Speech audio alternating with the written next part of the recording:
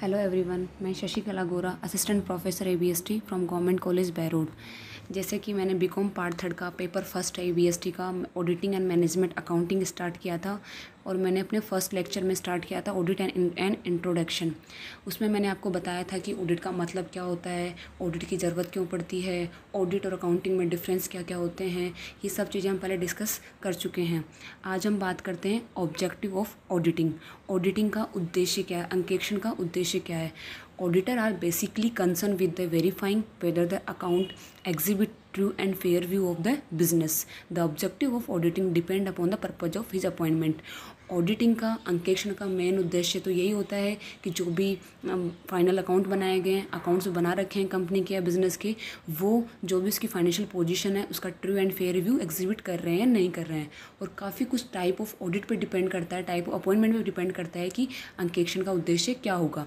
तो सबसे पहले आता है प्राइमरी ऑब्जेक्टिव। इसका मुख्य उद्देश्य क्या है?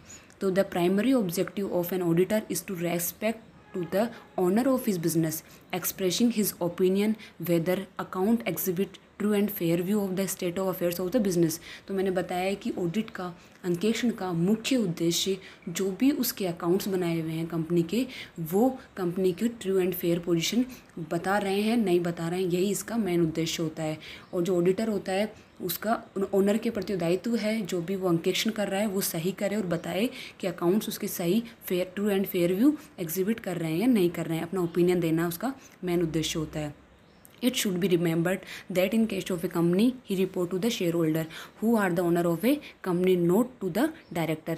जैसा कि आपने पहले भी पढ़ा है, अकाउंट्स में पढ़ा है कि कंपनी के मेन जो ओनर होते हैं वो कंपनी के शेयर होल्डर होते हैं। और शेयर होल्डर कंपनी की सारे अकाउंट्स आके चेक नहीं कर सकते, कंपनी में आके देख नहीं सकते हर चीज़ को।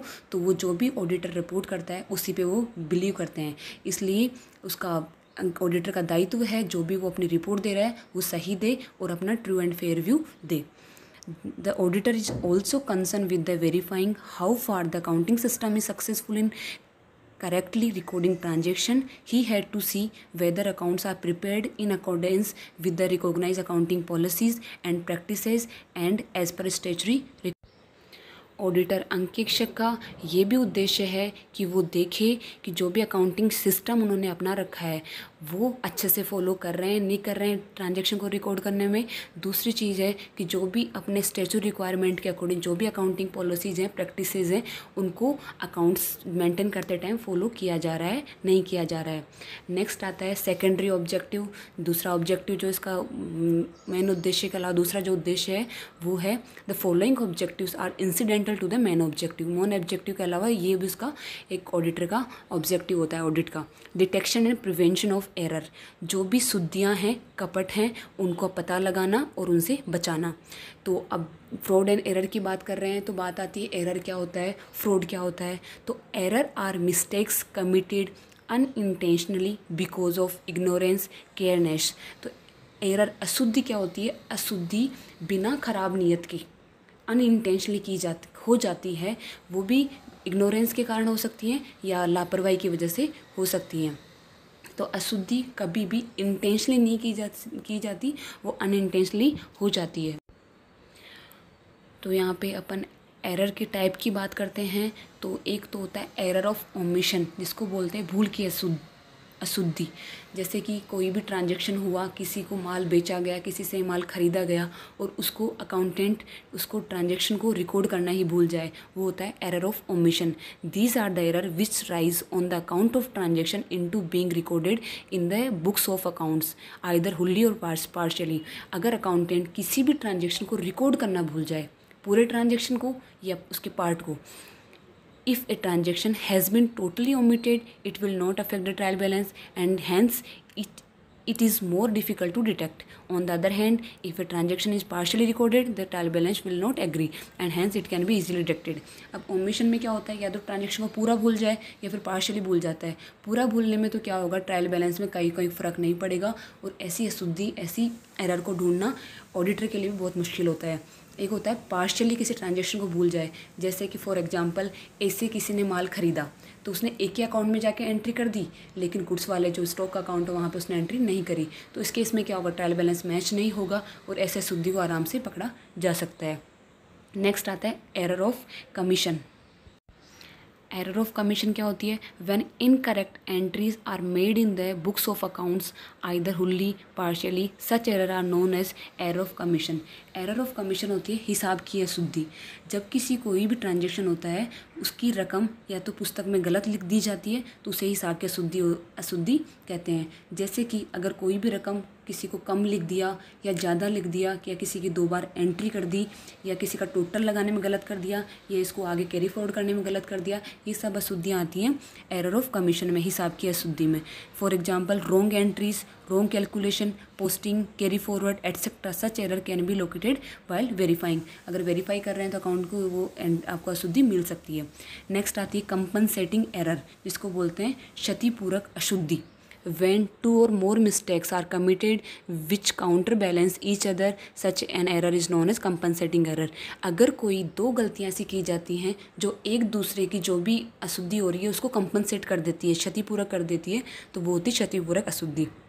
For example, if the amount is wrongly debited by ₹100 less and wrongly credited by ₹100, such a mistake is known as compensating error। अगर कहीं पे अपन ने 100 रुपये कम डेबिट करें हैं, कहीं पे ज़्यादा कर दिए तो कंपनसेटिंग एरर हो जाती है, और ये ऐसी अशुद्धि को पता लगाना में थोड़ा मुश्किल होता है। नेक्स्ट आता है एरर ऑफ प्रिंसिपल, जिसको सैद्धांतिक अशुद्धि बोलते हैं। There are the error committed by not properly followed the accounting principle, this arise mainly due to the lack of knowledge of accounting.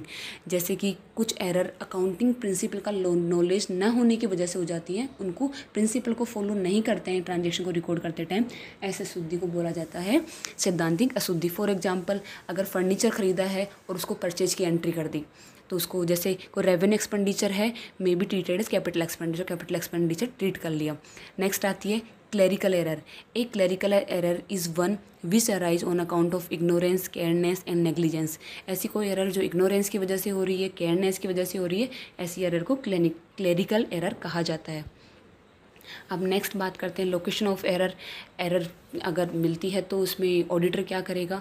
It is not the duty of auditor to identify the error, but in the process of verifying account he may discover the error in the accounts and the auditor should follow the following procedure in this regard. मैंने पहले भी बताया है कि auditor अंकेक्षक का main उद्देश्य fraud error को ढूंढना और उसको बताना नहीं है, उसका मेन उद्देश्य ट्रू एंड फेयर रिव्यू देना है, अपना ओपिनियन देना है कि जो भी अकाउंट्स हैं वो ट्रू एंड फेयर रिव्यू दिखा रहे हैं नहीं दिखा रहे हैं, इसका ये सेकेंडरी ऑब्जेक्टिव है। अगर उसको ऑडिट करते टाइम को एरर मिलती है, कोई उसको गबन मिलता है, फ्रॉड मिलता है, तो वो उसको नॉलेज में लाए।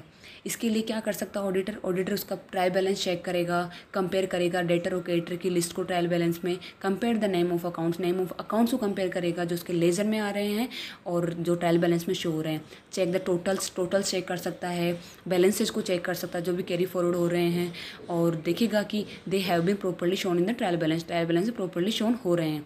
वो posting of the entries various account into ledger, वो देख सकता है कि वेरियस अकाउंट्स के देख सकता है लेजर में पोस्टिंग कैसे हो रही है, ये सब चीज़ें वो देख सकता है एरर को देखने के लिए। उसका मेन उद्देश्य ये नहीं है। फिर आता है detection of prevention of fraud. Error की बात कर ली, अब आती है फ्रॉड की बात।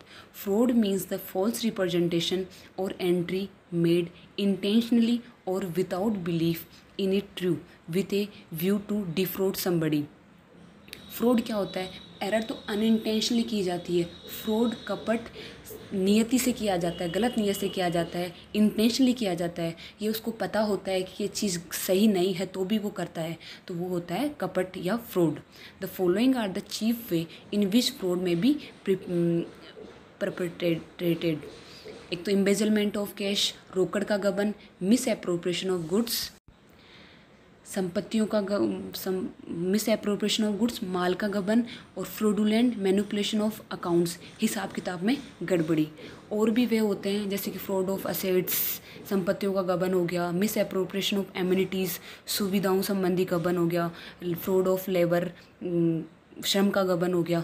अब मेनली अपन डिस्कस करेंगे मेन जो 3 पॉइंट हैं, embezzlement of case, misappropriation of goods और फ्रॉडुलेंट मैनिपुलेशन ऑफ अकाउंट। इसमें सबसे पहले आता है misappropriation of cash. This is the one of the major fraud in any organisation It totally occur in the cash department. This kind of fraud is either by shown more payments and less receipt. सबसे बड़ा जो गबन होता है cash का गबन एक मुख्य गबन माना जाता है, क्योंकि थोड़े से वजन में बहुत बड़ा गबन हो जाता है। थोड़ा सा अमाउंट का गबन करेंगे, थोड़ा सा वजन की बात करते हैं तो वजन में कम होता है, लेकिन वैसे अमाउंट में देखा जाए तो बड़ा होता है। तो क्या हो, ये सबसे बड़ा गबन माना जाता है। The cashier may shown more expenses than what is actually incurred. इसमें कैशियर गबन कैसे कर सकता है? कैशियर करेगा अगर कोई एक्सपेंसेस का अमाउंट है, एक्सपेंसेस कम इनकर्ड हुआ है और उसको ज़्यादा पेमेंट दिखाना, 100 रुपये का एक्सपेंसेस है उसको 150 रुपये दिखा दिया। And miss use the extra case, जो एक्स्ट्रा केस आएगा 50 रुपीज़ का एक्स्ट्रा केस बच रहा है उसका मिस यूज़ कर ले, खुद के लिए यूज़ कर ले।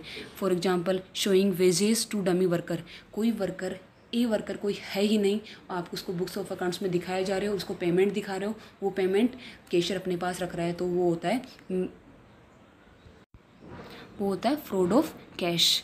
फॉर एग्जांपल और नेक्स्ट एग्जांपल देखते हैं, नोट रिकॉर्डिंग कैश सेल्स। आपने कैश सेल कर दी, वो जो भी पैसा आया उसको अपने जेब में रख लिया, वो भी फ्रॉड ऑफ कैश होगा। Not allowing discount to customers. आपने बुक्स ऑफ अकाउंट्स में दिखा दिया कि हम डिस्काउंट अलाउ कर रहे हैं और वाकई में आपने डिस्काउंट अलाउ नहीं किया, जो डिस्काउंट का अमाउंट है वो अपने पास रख लिया। द कैशियर में also miss appropriation the case when it is received. जब वो रिसीव करता है तब भी हो सकता है पूरा अमाउंट वो वाकई में जमा कराए नहीं कराए। Cash received from first customer is misused when the second customer pays, it is transferred to the first customer's account. When the third customer pays, it goes forever. Such a fraud is known as skimming and leading. जैसे कि किसी ग्राहक से प्राप्त धनराशि को गायब कर देना, दूसरे ग्राहक से प्राप्त राशि को पहले ग्राहक के खाते में, तीसरे ग्राहक से प्राप्त राशि को दूसरे ग्राहक के खाते में जमा कर देना, इस प्रकार के क्रम को जारी रखना। इस क्रम को बोलते हैं टिमिंग और लेडिंग भी बोलते हैं और लेपिंग भी कहा जाता है। तो ये टिमिंग और लेडिंग एक बहुत ही मुख्य टर्म है जो कई बार एग्जाम में पूछ ली जाती है, इस कारण आप इसको ध्यान रखिएगा। ऐसे तो नेक्स्ट आता है, to prevent such fraud the auditor must check in detail all books of documents voucher invoices. अब ऑडिटर क्या कर सकता है? ऑडिटर ऐसे फ्रॉड को देखने के लिए क्या करेगा? सारे अकाउंट्स चेक कर सकता है, डॉक्यूमेंट्स चेक कर सकता है, वाउचर इनवॉइस वगैरह उनको मैच कर सकता है। नेक्स्ट आता है misappropriation of goods. Here records may be made for the goods not purchased, not issued to the production department. Goods may be used for the personal use. इसमें क्या हुआ, गुड्स आपने purchase भी कर ली और issue भी नहीं करी आके, और इसकी कोई एंट्री भी नहीं करी, और आपने पर्सनल यूज़ के लिए उस गुड्स को काम में ले लिया, प्रोडक्शन के लिए काम में नहीं लेके पर्सनल यूज़ के लिए ले लिया, वो होता है misappropriation of goods, fraud of goods, माल का गबन। व्यावसायिक संस्थाओं में कई बार क्या होता है, माल इतना नियंत्रण में नहीं रखा जाता। इस केस में क्या होता है, कुछ लोग माल को ले जाते हैं और अपने पर्सनल यूज़ में ले लेते हैं। Such a fraud can be deducted by checking stock records and physical verification of goods. ऐसी फ्रॉड को रोकने के लिए क्या कर सकते हो? फिजिकल वेरिफिकेशन ऑफ गुड्स का फिजिकल वेरिफिकेशन कीजिए, जो भी स्टॉक है उसको स्टॉक रिकॉर्ड्स को चेक कीजिए, जो भी रिकॉर्ड्स में दिखा रखा वाकई में उतना स्टॉक में है या नहीं है। फिर आता है manipulation of accounts. This is the finalising accounts with the intention of misleading other. This is also known as window dressing. Window dressing का नाम आपने सुना होगा, जिसमें ये होता है कोई छोटी सी चीज़ को बड़ा करके दिखाना। इसमें क्या होता है, कई बार मैनेजमेंट क्या होता है, इन्वेस्टर्स को अपनी तरफ आकर्षित करने के लिए, लोन लेने के लिए जैसी कंपनी की स्थिति नहीं है उससे अच्छी स्थिति दिखा देते हैं, ज़्यादा प्रॉफिट शो करना, ज़्यादा असेट्स शो करना, ये सब आती है विंडो ड्रेसिंग में। It is very difficult to locate because it's usually committed by higher level management such as directors. ऐसी जो भी फ्रॉड होती है, गबन होता है, ऐसे गबन को जो भी हिसाब किताब गड़बड़ी की जा रही है, ऐसे हिसाब किताब में गड़बड़ी को ढूंढना थोड़ा ऑडिटर के लिए मुश्किल होता है, क्योंकि हायर अथॉरिटी कर रही है ऐसा काम, डायरेक्टर्स कर रहे हैं। This the objective of window dressing may be evade tax to borrow money from bank to increase the share price. Share price को इंक्रीज करने के लिए कर सकता है, मनी बोरो करने के लिए कर सकता है, जो चीज़ थोड़ी सी भी कम है उसको बहुत अच्छा दिखाना, वही होता है विंडो ड्रेसिंग। नेक्स्ट आता है to conclude it can be said that it is not the main objective of the auditor to discover the fraud and irregularities. He is not an insurance agent against fraud and error, but if he find anything of a suspicious nature he should probe it to the full. इसमें क्या होता है, मैंने पहले भी बताया है, बार बार यही चीज़ रिपीट हो रही है कि ये ऑडिटर का मेन उद्देश्य, मुख्य ऑब्जेक्टिव नहीं है फ्रॉड एंड एरर को ढूंढना। ये है कि अगर वो ऑडिट कर रहा है तो उसको कोई सस्पिशियस लगता है, कुछ भी अशुद्धि लग रही है, कुछ एरर लग रही है, फ्रॉड लग रहा है, तो वो उनको ढंग से चेक करे और आगे रिपोर्ट करे। नेक्स्ट बात करते हैं टाइप ऑफ ऑडिट की। ऑडिट कितने प्रकार की होती है। टाइप ऑफ ऑडिट में पहला आता है स्टैट्यूटरी ऑडिट, जिसे वैधानिक अंकेक्षण बोला जाता है। Any audit carried on as per the requirement of a law is called a statutory audit. All companies have to get their accounts audited as per the provision of the Companies Act 1956. जो भी law के according किसी law में लिखा हुआ है कि ये अंकेक्षण करवाना जरूरी है, वो होता है वैधानिक अंकेक्षण। जैसे कंपनीज एक्ट है, उसमें बोल रखा है कि सभी कंपनीज को अपना अंकेक्षण करना जरूरी है, अनिवार्य है, वो होता है स्टैट्यूटरी ऑडिट।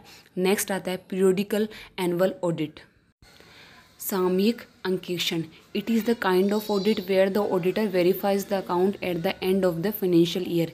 इसमें क्या होगा, फाइनेंशियल ईयर के एंड में जो भी अपने अकाउंट्स बन रहे हैं उनको ऑडिट करा जाता है। एनुअल ऑडिट करी जाएगी। He start the audit work after the closure of financial year के क्लोज के बाद में, जब फाइनल अकाउंट बन जाते हैं उसके बाद ही ऑडिट स्टार्ट की जाती है। फिर आती है इंटरिम ऑडिट, जिसको बोलते हैं अंतरिम अंकेक्षण। ये ऑडिट दो फाइनेंशियल ऑडिट के बीच में जो ऑडिट की जाती है उसको इंटरिम ऑडिट बोला जाता है। ये जब कई बार इंटरिम डिविडेंड डिक्लेयर करना पड़ता है कंपनी को, इस केस में, या फिर कंपनी को पता लगाना है कि कंपनी कैसी पोजीशन चल रही है, उस केस में कराई जा सकती है।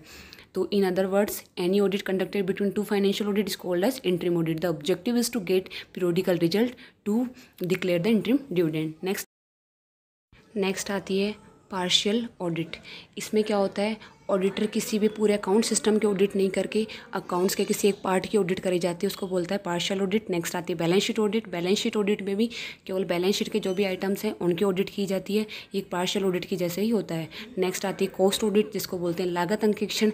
इसमें जो भी कॉस्ट अकाउंटिंग रिकॉर्ड्स होते हैं उनकी ऑडिट करी जाती है और देखा जाता है कि जो भी कोई cost account fraud and error वगैरह नहीं है, जो भी टेक्निक्स यूज की जा रही है वो ठीक है या नहीं है। फिर आती है मैनेजमेंट ऑडिट। मैनेजमेंट ऑडिट जो भी मैनेजमेंट करवाता है वो एक कॉम्प्रिहेंसिव एग्जामिनेशन होता है, किसका, जो ऑर्गेनाइजेशनल स्ट्रक्चर है कंपनी का, इंस्टीट्यूशन का या गवर्नमेंट का, इसके plans and objective. It means the operations जो हैं, यूज़ ऑफ वुमन हैं, फिजिकल फैसिलिटीज़ हैं, ये सारी ढंग से यूज़ हो रही है नहीं हो रही, ये करवाई जाती है मैनेजमेंट ऑडिट में आता है। फिर आता है कंटिन्यूस ऑडिट, नियमित अंकेक्षण जिसको बोलते हैं। Continuous audit is one in which the auditor visit the clients office at regular interval through out the year. Regular interval पर वो देखता रहता है, क्लाइंट के ऑफिस जाता रहता है और वहाँ के जाके ऑडिट जो भी ट्रांजेक्शन हुए थे ड्यूरेशन में उसके ऑडिट करता रहा, इसको बोलते हैं कंटिन्यूस ऑडिट। कंटिन्यूस ऑडिट के क्या ऑब्जेक्टिव हैं, to get the final account audited immediately after the closure of accounting year. अगर वो लगातार एक सेम इंटरवल पे जाता रहेगा तो जो भी अकाउंट्स बनते जाएंगे ऑडिट होती जाएगी, ऑडिट करता रहेगा, तो इसका जब भी ईयर एंड होगा तो सारे जो भी फाइनल अकाउंट बनाए जाएंगे वो ऑडिटेड फाइनल अकाउंट कहलाएंगे।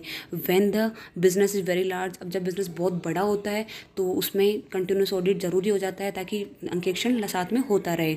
When internal control system is not effective, और कंपनी का इंटरनल कंट्रोल सिस्टम, आंतरिक नियंत्रण जो है वो सही नहीं, इफेक्टिव नहीं है, तब भी कंटिन्यूस ऑडिट करवाई जाती है। When regular final accounts are record, जब रेगुलर कभी भी ऑडिटेड फाइनल अकाउंट रिक्वायर्ड होते हैं तो इस केस में भी कंटिन्यूस ऑडिट करवाई जाती है। इससे आगे की बात अपन नेक्स्ट लेक्चर में करते हैं। Thank you.